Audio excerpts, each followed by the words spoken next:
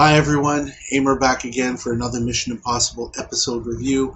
This time I'm going to do Season 1, Episode 12, which is called Fake Out. So we start this episode with Dan getting his instructions at a pigeon coop. There has to be some subliminal message there, but I don't know what it is.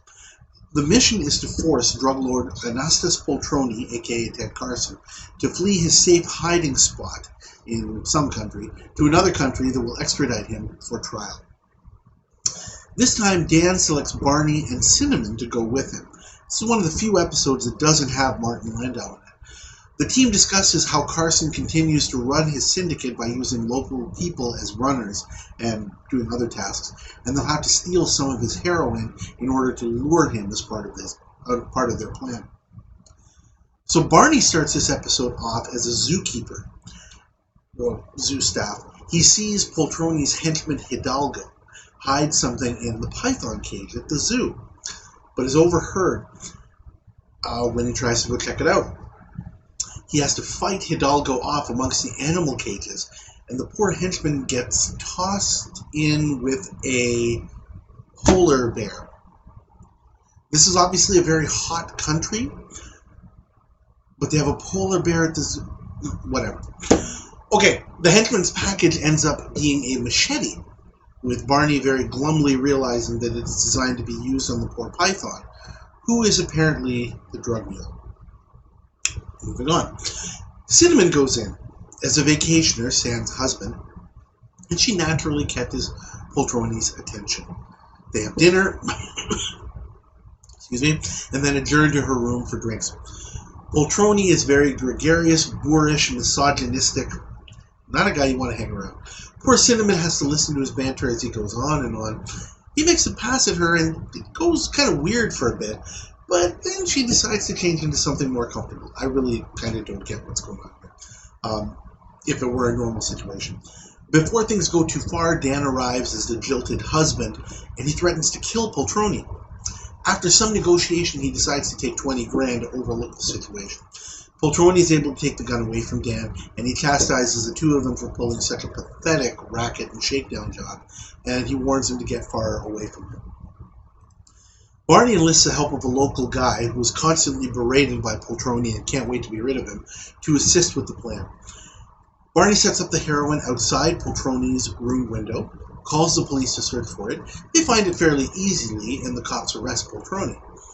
On their way out of the hotel, Dan and Barney knock the cops out, take the heroin, and Cinnamon, wearing a silly pantyhose disguise, she looks ridiculous, makes a ridiculously sad attempt to lock Poltroni away while this is going on, but he of course is able to catch up with her and tells her that she's been abandoned by her husband Dan, who's driven away.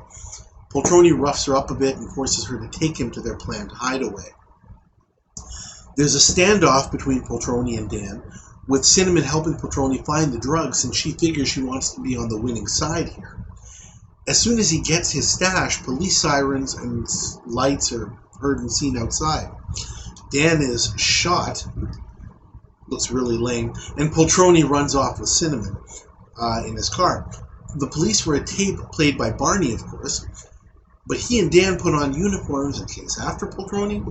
Thanks to some falsely turned road signs, Poltroni heads towards the border to U.S.-friendly Shigeo and across the border, where he is taken into custody. Mission accomplished. I'm going to give this episode a grade of a D-. The only thing that keeps it out of being an F as a complete failure as an episode is the footage of Barney taking out Hidalgo at the zoo. That was kind of neat. At least it was a little bit entertaining, even if the payoff of him falling into a polar bear cave was completely ridiculous. The bad, boy, this plot is terrible. I used the word banal in a previous review. Yeah, that's a pretty good word. Unimaginative is another word. It's so formulaic, and there's nothing about it that I really care for or want to really think about here.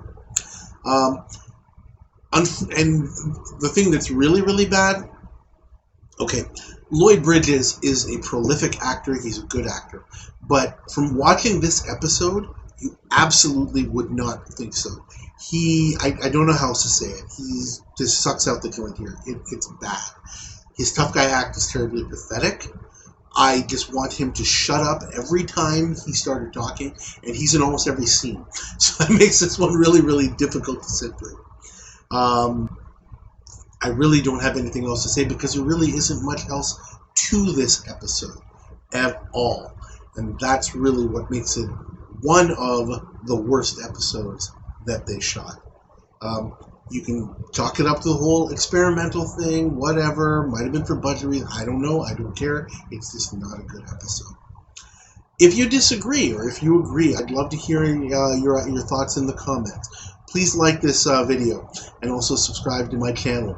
I'm really looking forward to ramping this up a little bit, getting a little bit better production out of this.